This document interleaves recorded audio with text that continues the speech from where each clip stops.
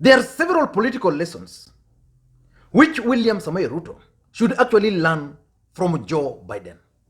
For those who might not know, Joe Biden was the 47th Vice President of the United States of America.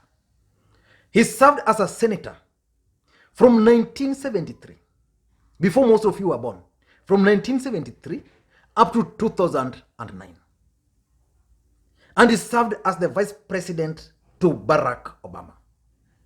So there are several political lessons which William Ruto can learn from Joe Biden.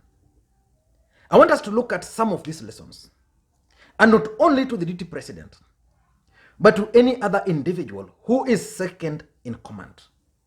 Number one, the first political lesson which Ruto should learn from Joe Biden is that do not outshine the master.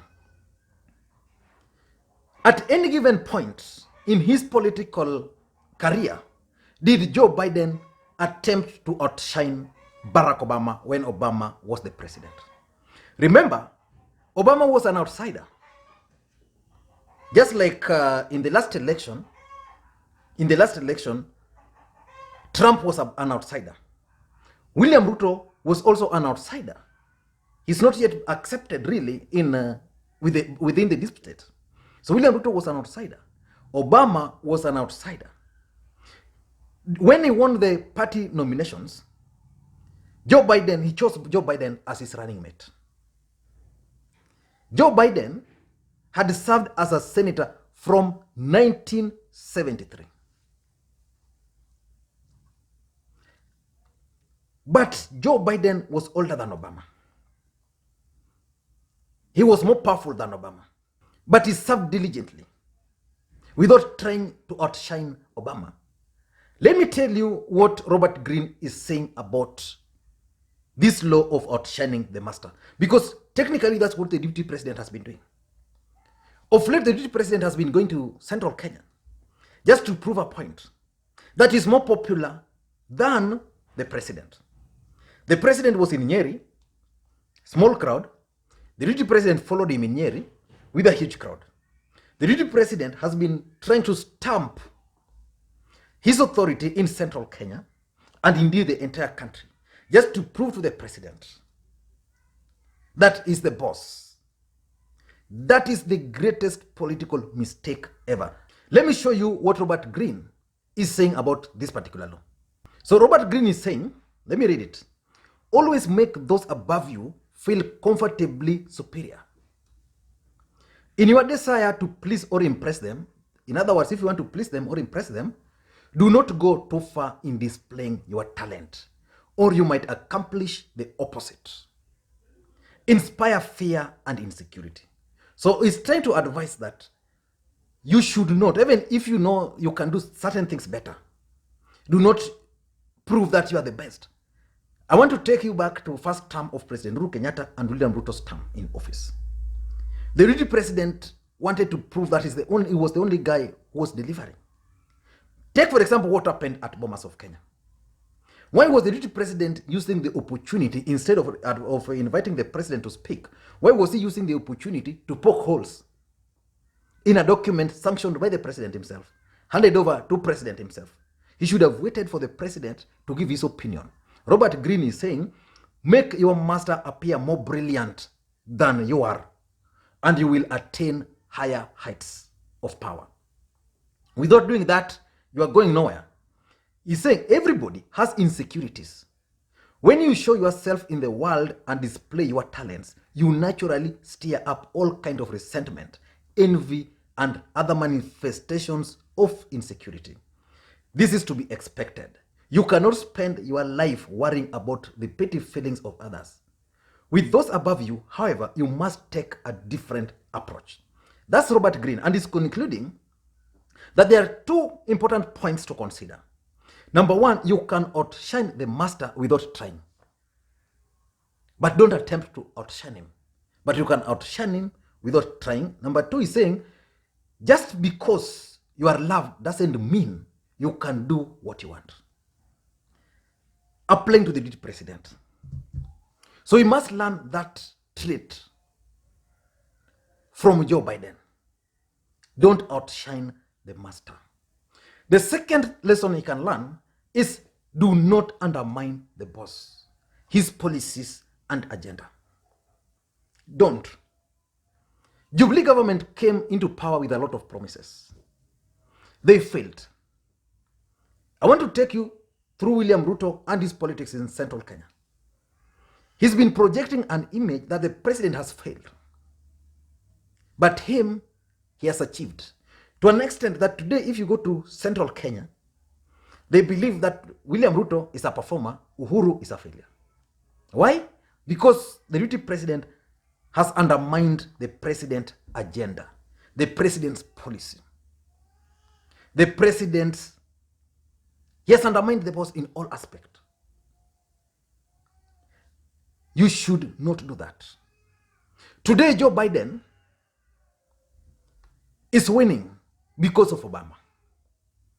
At the point of doing this video, Joe Biden had already won 264 electoral colleges. He only requires 6, which is going to get in, I think, Nevada.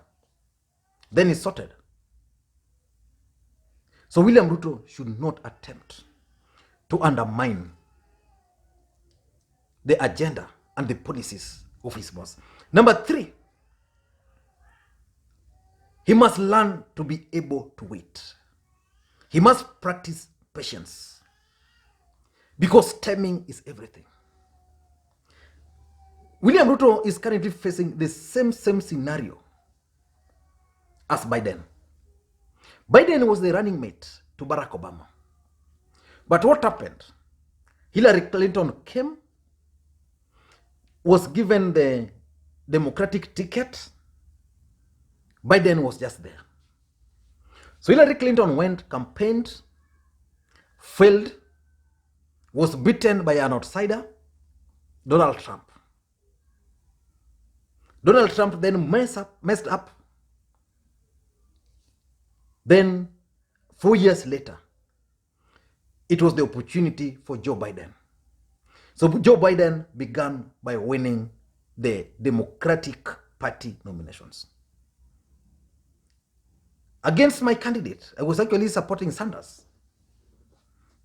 Then after winning that, Obama now took over and took that campaign as his own. William Ruto is facing the same scenario. Nowhere in this world has ever a deputy president or a vice president succeeded the boss easily by outshining. Nowhere.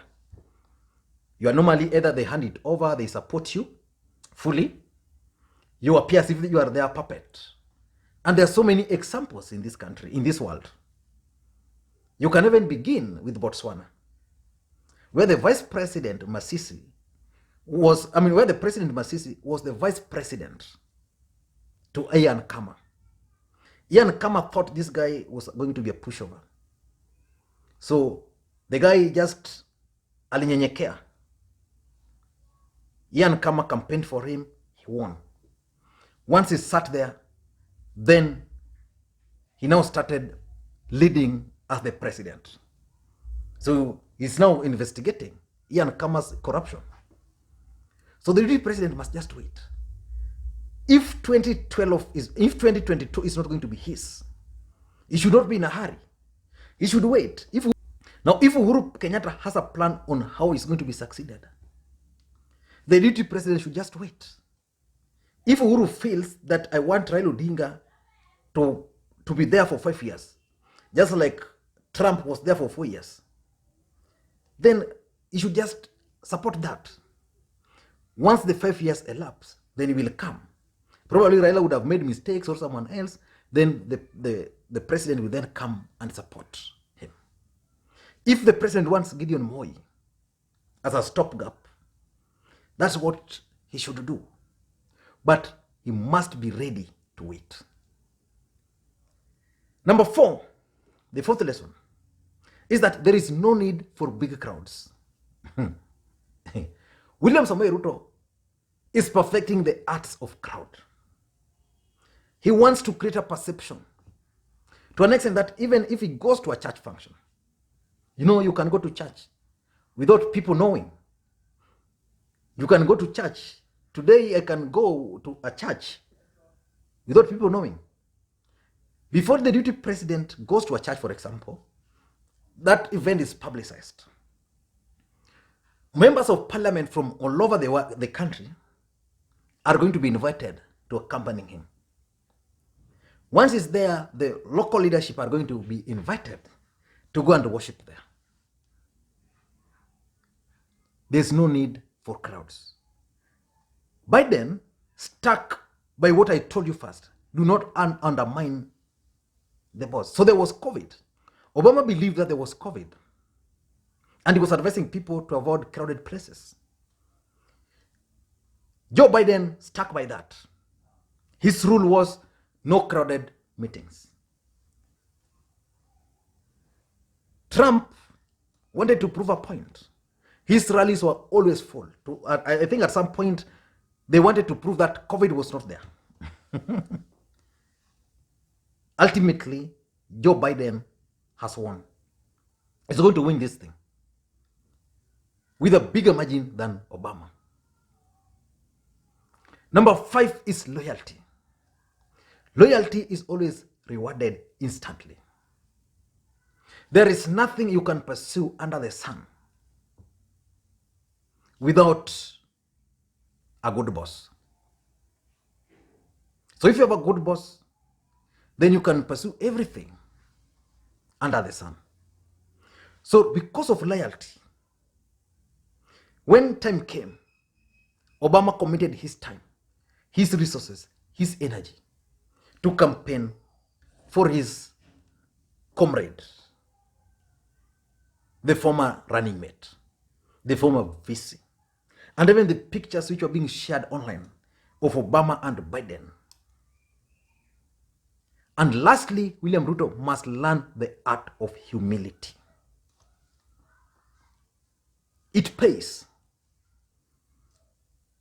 Who knew that Biden was defeated by Hillary? Very few people. But he told the line. He never abused anybody. He was gracious enough. Trump was always trying to drag him to the mud. You can't say the same of our deputy president. This is a man who takes on everybody, from Raila, from Atwoli, from Toju, from any other person, as long as you are on his way, including taking on a young boy. Are the bombers of Kenya. So in my view, those are the lessons which the deputy president must learn from Joe Biden. He still has time. 1.5 years. He can change. He can tame the likes of Moses Kuria. He can tame the likes of Oscar Sudi, who are finding fame in insulting the president's mother. He can tame Ndindi Nyoro. He can tame Alice Wahome. He can tame people like Rigathi Gachagua, who are just assistants to the president when he was not even a president. But today, because they are members of parliament, they believe that that president is a nobody. I don't know what you think. If there's any other thing I've left out, please point it out for me. Thank you guys, and please may you have a good day. Bye-bye.